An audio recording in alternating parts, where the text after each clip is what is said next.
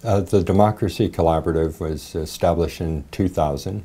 We're a research, policy, advocacy organization. Our interest is around the question of how do you rebuild the economies of communities in the United States in a way that's inclusive, that begins to address the fact that there are about 48 million people living below the poverty line in the United States, that tries to stabilize jobs that are moving all around and undermining our communities. And really, ultimately, we're very interested in the question of how do you address the growing wealth inequality in America, which we think is really a serious, serious problem for our democratic way of life. And we believe the answer is more people should own capital, that would make a big difference. And I mean that not just rhetorically. There are actual structures of business and institutional arrangements, like cooperatives, like employee ownership, like social enterprise, that put more assets and wealth in more people's hands. And so we are very interested in the question of how do we move from the kind of ownership we have in America to more broadly own this economy. And we think businesses like cooperatives, owned by the people who work in them, who contribute their labor and therefore benefit when there are profits, that's a really smart way to begin to build business in America. In the United States, there's a really rich ecosystem of cooperatives. Most people don't know that. If you take all of the credit unions, which are cooperatives, and you take the consumer cooperatives, big companies like REI, the outdoor equipment company, which is owned by the people that patronize the business. You take the cooperatives that people own who work in them and so forth. It's a fascinating fact, but there 130 million Americans in some way belong to a cooperative. And around the country there are many examples of really stunning cooperatives in the Bay Area in San Francisco. There's a network of 5 or 6 cooperatively owned businesses called Wages. It's a green eco-co-op cleaning service run by women, mostly immigrant women, who decided they didn't want to be working for minimum wage by working for some large company that does cleaning that you hire for your house. These women now are making $15 an hour. They have health benefits. They're owners of their company. The network's growing. There are taxi cooperatives owned by the taxi drivers in Madison, Wisconsin. There are engineering cooperatives where high-tech kinds of goods are being made. And here in Cleveland, there's another expression of cooperative development that's called the Evergreen Cooperatives. So the Evergreen is a cooperative business development strategy based here in Cleveland. It's a network of companies in different sectors of the local economy that are owned by the people who work in them. It's part of a very place-based community development strategy here in Cleveland. And the place is called Greater University Circle. It's in the heart of Cleveland, and it's a very interesting dynamic. And it's this dynamic that led to the creation of Evergreen. And the dynamic is this. In University Circle, in this part of Cleveland, there is an extraordinary constellation of world-class cultural, health, and educational institutions. Firms like Case Western Reserve University, the Cleveland Museum of Art, the Symphony Orchestra, the University Hospitals, the Cleveland Clinic. These are multi-billion-dollar institutions, world-class, known many of them around the world, like the Cleveland Clinic. They're called anchor institutions. They're rooted in place. Unlike lots of corporations that come and go in our communities, what are called eds and meds, the universities and the hospitals, tend to be rooted in place. They don't get up and leave, largely. And yet these firms and their nonprofits that can't leave Cleveland, they're surrounded by 6 or 7 neighborhoods with great disinvestment.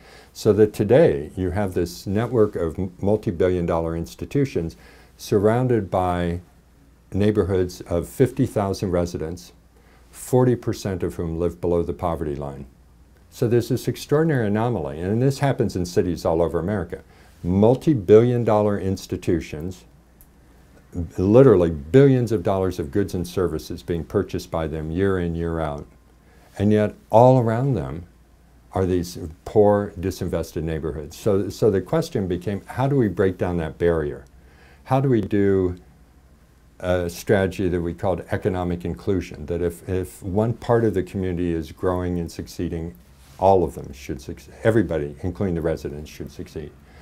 And one answer for that was to start businesses that would employ residents of the community and have those businesses win contracts from these billion-dollar institutions so that it drives money locally rather than leaving our community. And that was the genesis of Evergreen. It was really catalyzed. You know, the tribute should go, not to, I've been involved from the beginning, but the real acknowledgement for it shouldn't come to people like me. It really resides with the Cleveland Foundation, which is the community foundation here that helped provoke this whole strategy, catalyzed it. The mayor and the city administration that's backed this year in, year out financially, and the anchor partners who have stepped up and really changed how they do business to try to support the community in a way that is frankly in their self-interest as well. Evergreen is a network of cooperative businesses, currently 3 of them, but the hope is to grow it to 10 or 15 or more over time. 3 businesses, the sectors we're in, there's the Evergreen Cooperative Laundry, which is a commercial industrial scale laundry capable of doing 9 or 10 million pounds of bed linens and sheets and so forth a year. Our customers are local nursing homes in the community, retirement centers, hotels here, but also one of the big hospital systems. We're doing a couple million pounds of their laundry. It's employing about 45 people right now. It's the greenest commercial laundry, at least in Northeast Ohio, probably in the state. It's in a LEED silver building and so it recycles its heat and water and so forth. And it's owned by the people who work there. The second company is called Evergreen Energy Solutions, and it's a renewable energy and green construction company. It does large solar installations on the roofs of the big anchor institutions. They're trying to diversify their energy supply.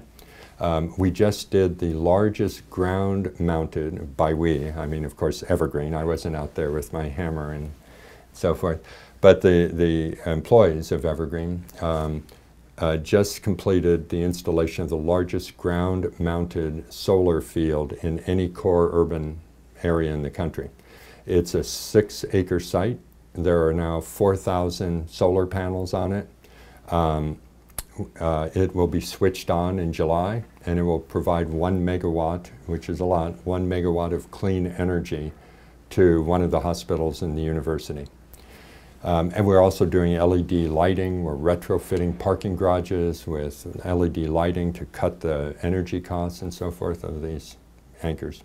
And the third company is called Green City Growers. It is again, the largest food production hydroponic greenhouse in an urban setting in America. Now there are bigger ones out in the country, but not in downtown. And on a 10-acre site, we've built about a 3¼ acre greenhouse capable of growing year-round, which is important in Cleveland because it gets so bloody cold here, as I've learned since moving here. Growing 3 million heads of lettuce and about 300,000 pounds of basil year in, year out. And it's all grown in hydroponics. It's grown indoors. Again, there are a lot of green features. About half of the water that's used is captured from the runoff of the roof and recycled and so forth. So those are the first 3 businesses. So we're in food, we're in energy, and we're in laundry services. You know, there's a lot of misconception when people hear cooperative. A lot of people, what they interpret it meaning is collective. That is, every decision is made by everybody. Like nothing happens unless everybody sits down and votes. And there are, in fact, cooperatives that run on the collective model. We are not doing that. So when you come into Evergreen, it's in many ways feels like a fairly traditional business. There's a board of directors. There's a CEO, there's what we call a president, who's the sort of managing director of the business. There are supervisors, and there are a lot of workers. The workers vote on certain kinds of decisions. For instance, to work in a cooperative, you need to be a member. You know, to work in a business, you simply need to be an employee. But a member, what that means is you actually buy a share of your company. So each worker there has one share of the company. And they vote on who comes into the company, things like that. They get to elect a couple members to the board of directors. But, you know, there's professional management, there's clear reporting, there's supervisors who come up from the ranks and run crews and so forth. So the workers own the company, and that doesn't mean all the decisions rest with them. What it does mean, though, is as these companies are profitable, workers get not only a living wage, which Evergreen's committed to, and health benefits and other kinds of benefits. We have a housing program to help move people into better housing in the neighborhoods and the like. But at the end of the year, if there are profits, these profits are divided up among the workers. So it has the feel of kind of profit sharing. In a cooperative, it's called a capital allocation, and everybody has their own account, and money will flow into those accounts over time. And that becomes a kind of retirement fund or a nest egg for the future as it grows. I think that we're in that same period right now, that where the action is in America is not at the federal level, it's in the local community level. And what we're learning is what's going to transform the whole national system over time.